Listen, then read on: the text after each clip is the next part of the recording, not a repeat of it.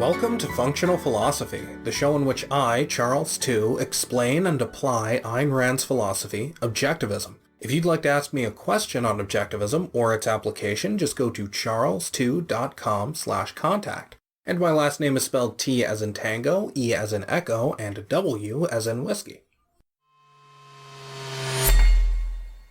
Hello everyone. Alright, I'm going to continue with some more questions. The first is about the process toward skepticism. So how do people become skeptics? Well, what's interesting about this is that skepticism is really a derivative issue. You know how people make fun of the idea that, oh, if we just got rid of religion, everything would be totally fine, right? And people say, no, there would still be wars over resources and other things, and religion is not the cause of all the world's problems. It's just, ironically, a scapegoat. That is false. In a real sense, religion is the root of all evil. If you dealt with religion, you wouldn't even have a problem with skepticism. Now, what I mean by that is not that if you show what's wrong with religion, reason will flourish as an inevitable consequence. No, you can't just destroy a negative and expect a positive. But what I mean is that skepticism wouldn't even enter the picture if you gave the right positive from the beginning. So the real issue here is that nobody starts out epistemologically negative. No one starts out a skeptic. Nobody starts out thinking that he's incapable of knowing how the world works. People made logical arguments for a long time before Aristotle laid out the rules of deduction. People used concepts for a long time before Ayn Rand discovered their true nature.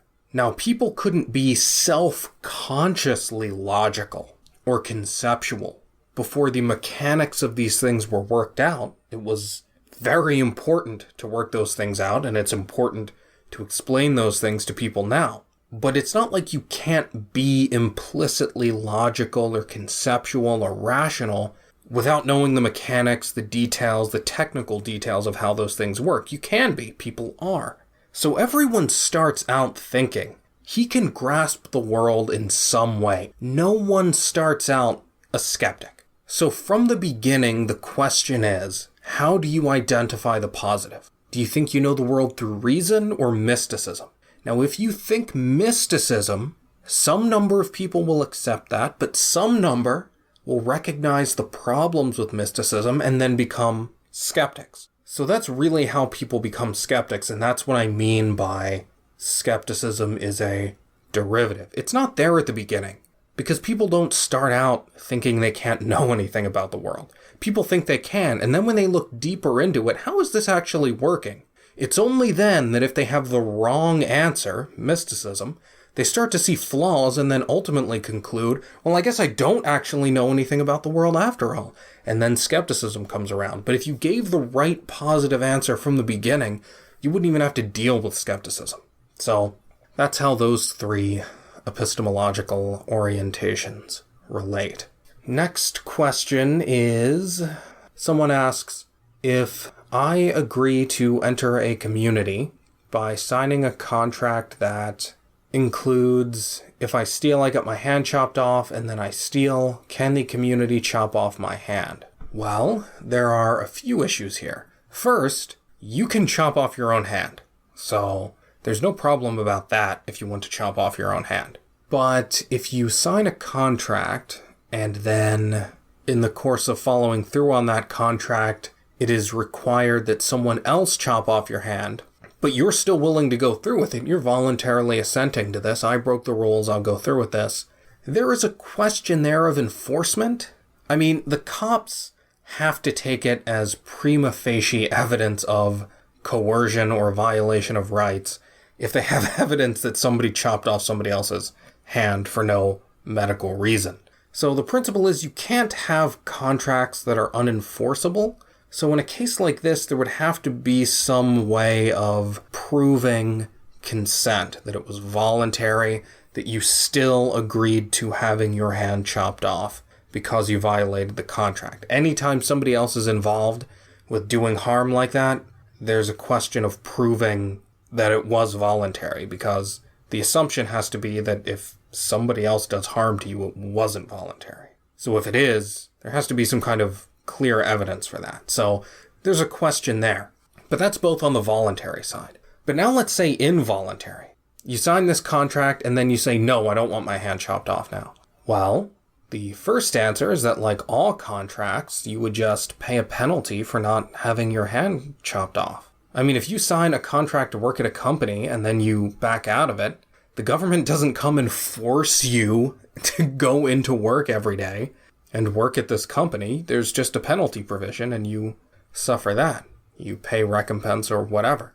So you wouldn't be forced to chop off your hand in that case. But now, if you say no, the penalty provision is that you get your hand chopped off. Can the government enforce that as a penalty provision? No, it can't. The government exists to use retaliatory force against people who initiate it. Now, if you break a contract, you are violating someone's rights through fraud.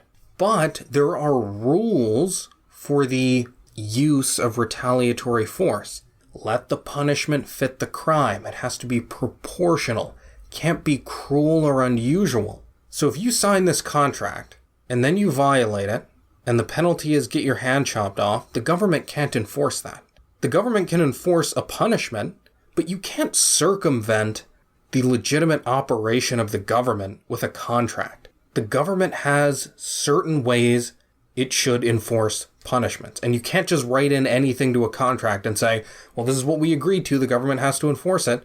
No, the government enforces proportional punishments meeting a certain requirement. However you break the contract, the government can enforce punishments, but it can't be dictated by whatever you happen to put in the contract. The same thing is true with the issue of proof. Suppose you put in this contract a clause that says that whether you violated the contract is going to be determined by the feelings of the arbiter because he gets a revelation from God. And now the arbiter says, well, I feel you broke the contract, and you say no. Now you disagree, you say no.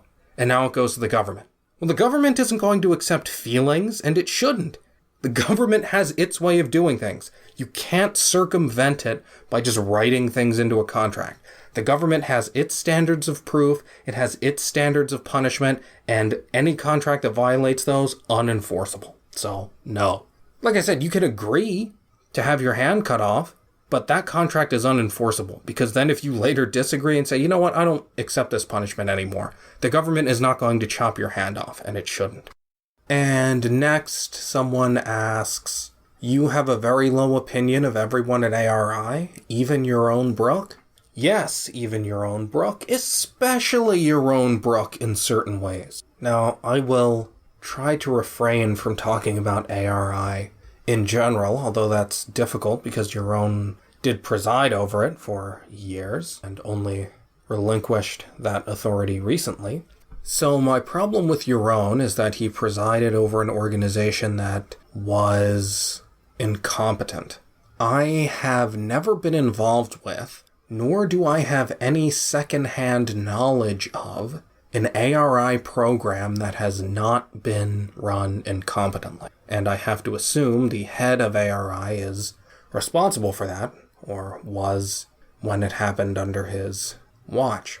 My problem with Yaron is that he exhibits the mentality that most people from the Ayn Rand Institute exhibit, which is one of appeasement toward the mainstream. He has an overriding concern with being taken seriously. He will not bring up certain controversial ideas in certain contexts. Now, he'll say things on his show to an objectivist audience, fine.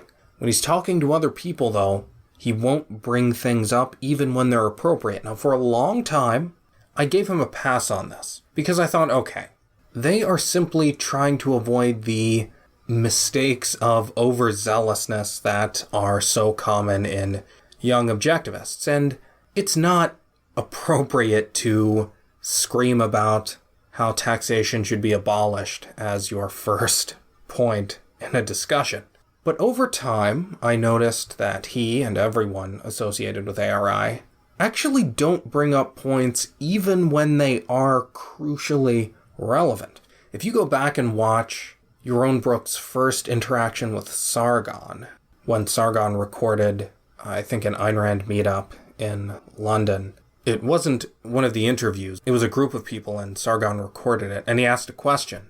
And it got to the point in this question that to untangle Sargon's confusion required explaining why taxation is ultimately not legitimate. And Yaron evaded it. He said, oh, well, we can talk about taxation maybe another time, or we'll leave taxation aside for now, the legitimacy of taxation, because Sargon said, well, I assume everybody here believes in taxation, and Yaron just kind of slid it away.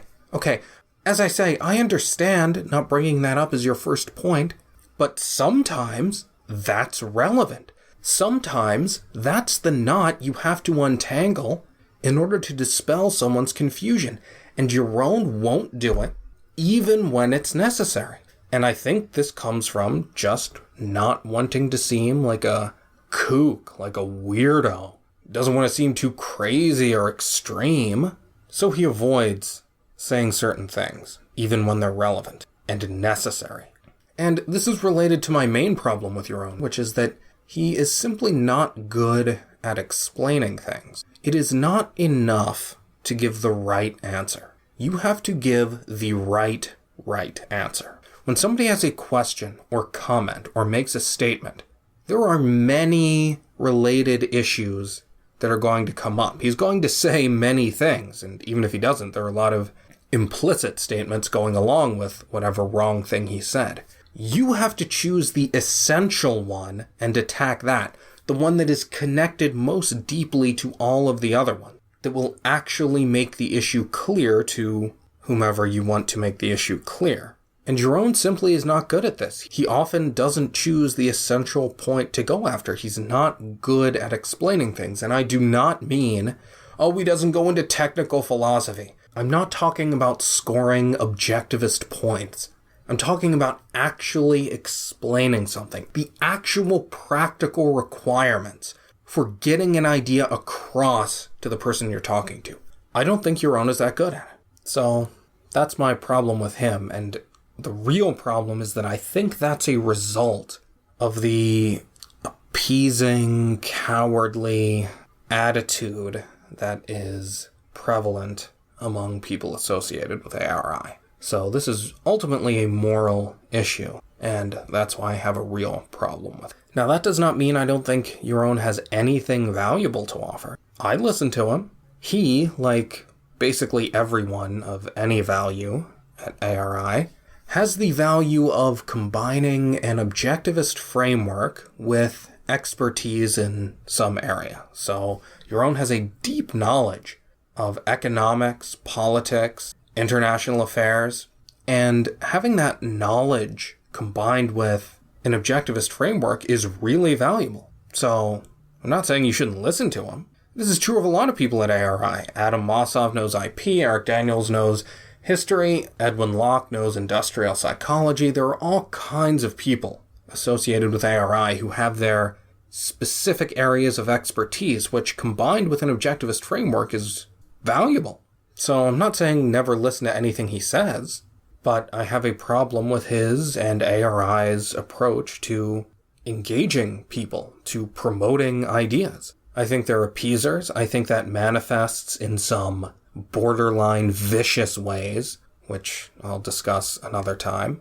And I don't think there's anyone there who is a truly great intellect. As I say, 99% of the intellectual value produced by objectivists is the result of Ayn Rand, mostly, of course, but also Leonard Peikoff and Harry Binswanger. And outside of them, there's value, as I say, to listening to people like Yaron, but in terms of truly original thought and application, you could get everything essential from Ayn Rand, Leonard Peikoff, Harry Binswanger. And I'm leaving myself out of this whole equation, just so there's no question of self-aggrandizing. You can judge what you think of me, but outside of me, those three for original, truly original, independent thought. And outside of them, you can get expertise from an objectivist framework. And there's a lot of value in that, and Yaron offers that. But as the public spokesman for objectivism, you could do a lot better than Yaron, in my view. So take that for what it's worth. And I think that will be it for this time. I have many more questions, so I will continue going through them next time. If you'd like to keep up with everything I do, just go to charlestew.com. If you'd like to enable me to do more, just go to patreon.com/charlestew and become a supporter. Thanks for listening.